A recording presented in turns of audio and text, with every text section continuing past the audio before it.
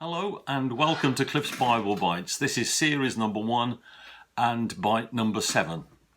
Is this the end of the world as we've known it? Is a question that I've been asked recently and I'm seeking to answer in these Bible Bites. For many years, the world was considered to be flat, indeed for many centuries, even though some of the great brains of the ancient Greek world had proved by mathematics including geometry, that the world in actual fact was a sphere. But it wasn't until the Portuguese sailor Ferdinand Magellan circumnavigated the world with his expedition. He set out from Spain, he was actually Portuguese, he set out from Spain in 1519 and his ship didn't get back until 1522. He set off with 5 ships and 270 men in September 1519, and only one ship returned with 17 men on board in 1522, September of that year. On the way, Magellan himself died in the Philippines. He was killed helping a friendly chieftain in battle, and today I believe that he is a national hero in the Philippines. Now, all the pain that they suffered, and the journey was longer and more arduous than they expected. I understand that there were mutinies, there was starvation, there was scurvies, and there were hostile encounters. Now, if Magellan had read the Bible, he would have discovered that the Bible already tells us that the world is round. Of course, the Bible is inspired by God, and I'm using the Bible, an ordinary one you can buy at any good bookshop. And the Bible tells us that the world is round. Let me read you a verse from the book of Isaiah. It's chapter 40 and reading from verse 21. Isaiah is talking to people who are making idols to worship out of gold and silver and timber. And he says to them with incredulity, he says, "Have you not known? Have you not heard? Has it not been told you from the beginning?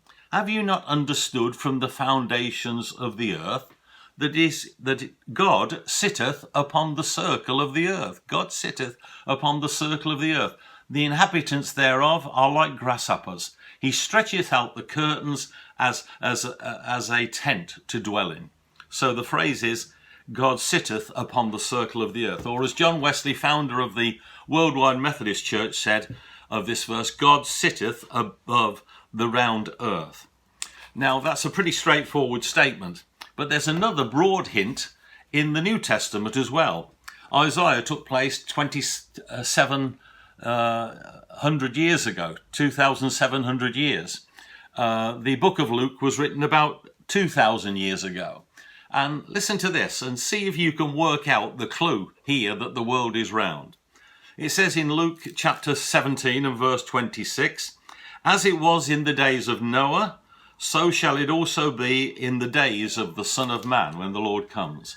They did eat, they drank, they married wives, they gave in marriage until the day that Noah entered into the ark, and the flood came and destroyed them all." Verse 30, "Even thus shall it be in the day when the Son of Man is revealed." Verse 34, "I tell you that in that night," that's when Jesus comes, in his second coming, "there shall be 2 in one bed, the one taken and the other left. 2 women shall be grinding together, the one taken, the other left. The 2 men in the field shall be working, one taken and the other left." At first, when I heard that, I thought, my word, that's strange that some people are at work and some are in bed. And then I remembered, of course, that the world is round. I've got the globe here, as you can see. And when I am in bed in the UK, where I live just here, my daughter, who's a nurse midwife in Australia, is in bed here. So when I'm working, she's in bed. When I'm in bed, she's often working. And the reason is because the world is round.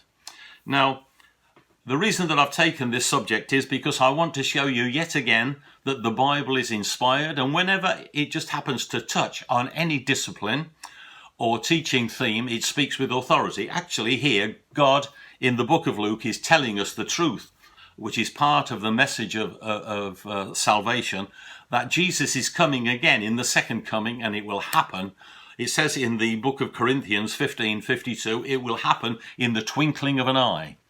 The twinkling of an eye is when the light refracts on the iris, on the pupil.